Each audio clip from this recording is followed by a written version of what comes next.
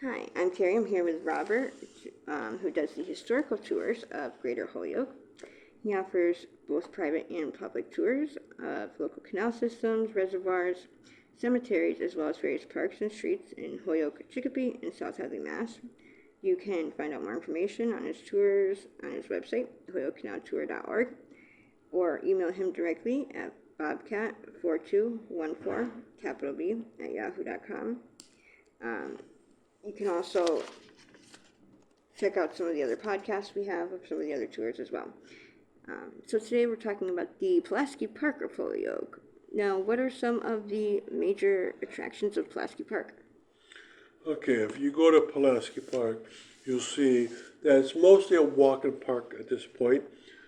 And, that wasn't necessarily the way it started out. If you had gone there 100 years ago, you would have found out different things. And so, if you go there now, I would say some of the best things are scenery. So you walk to the walls and you get to look over. You see the whole start of the Holyoke Canal. You'll see Mount Tom and Mount Holyoke ranges in the distance. And you'll see a gorgeous meander inwards of the Connecticut River. So there's still many things to do. Now, in the past, if you had gone out to say 100 years ago, you would have had the streets coming directly into the park. So High Street, Chestnut Street, and Elm Street all came into the park. There was another street called Prospect Street that went along the edge of the park. And there was many more things to do, such as they had a pool, they had an ice rink at some point. They had, in the leftmost lookout, a bandstand, an elevated bandstand, where once a week during the warm months of the year, a band would come to play music for the parents and their children, and they'd have great scene. You'd look at the band, and spread out before you, you'd have the Connecticut River and the two mountain ranges. So people love to go out there. You also have a great view of the Holyoke Dam and the Sahai side. Nowadays, you get to see the Sahai Library from the edge of the river. But, during the fall, you have great scenery to go see. So, Now, how did the Olmsted change the park? okay, the Olmsted brothers were hired to change the park over. The reason why people thought it needed to be better organized, they loved the park so greatly. And so what the Olmsted brothers came up with was this. In 1912, they were hired for this park. And in 1950, the plans were fully done. And what was done, the concrete walkways were put in. Before this, they had dirt paths all over the place.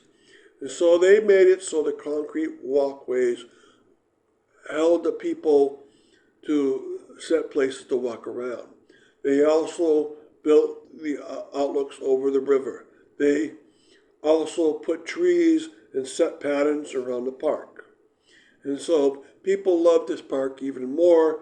The Olmsted brothers did a great job around Holyoke. Jones Point Park, Springdale Park, Elmwood Park, and Pulaski Park were all the four parks done by them, besides 12 residential landscape around city buildings, so forth. So this was a great place. So, describe the neighborhood around the park. Well, around this park, towards the west, there used to be the Holyoke Ice Company. They used to cut the ice on the Connecticut River. They had the base of their company right at the edge of Pulaski Park. And they also had part of their operations on Ashley Reservoir, and they would use the trains to haul them in. Down towards the eastern edge, you'll find nowadays what's called Feldman Park, which has a skate park, which has an exercise equipment section, and which is also great to walk around. It looks like it's part of Pulaski Park, but it's named differently. And like I mentioned, the Holyoke Canal starts just over the edge of the rightmost lookout. Now, and very importantly, to get a good neighborhood going, you need a church. And in the beginning, in 1901, they started up the Mater Della Rosa Church here. It was built, but unfortunately it was taken down about 5 years ago. And like, if you build a church, you're going to have a neighborhood around it. So there were many apartment buildings around, many wooden homes around here. And so it's great to wander around this neighborhood. And you can use my tour to pick out any buildings that you might like to see and read about them. Monticello Church also built the school, the convent, the rectory here. The newer school is still in place, so it's a nice addition to the edge of the Pulaski Park. Now, how can the park be developed in the near future? Well, I would like to see it reconnected on its western edge to Mitchell Field and Avery Field. Have a walkway there, and that would make it more greenery along the river and make it safer, and it would connect two parks back to Pulaski Park, which in the beginning they were actually together.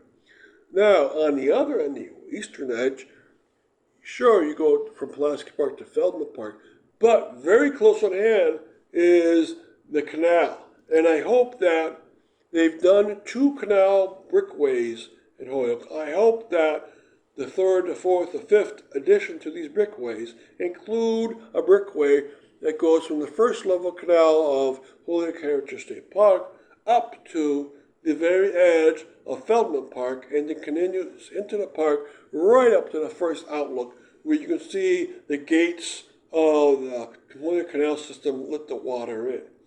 Now, this is a great park, and I hope that people start to use it much more than it has. Through the years, it's gone through different names.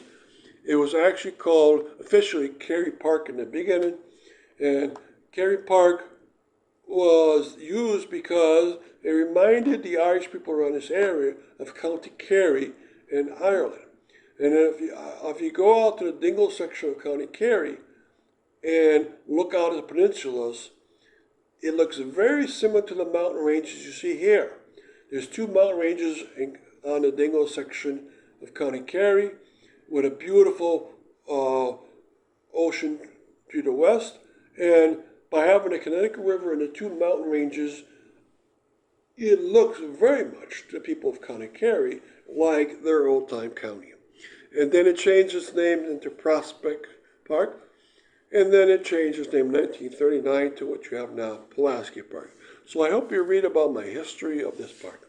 Thank you for talking with us about that. And again, you can check out his other tours, podcasts, videos, and even request some private tours at his website, holyokecanaltour.org, or you can email him directly at bobcat4214, capital B, at yahoo.com. And again, thank you for joining, and hopefully you check out some of the other podcasts.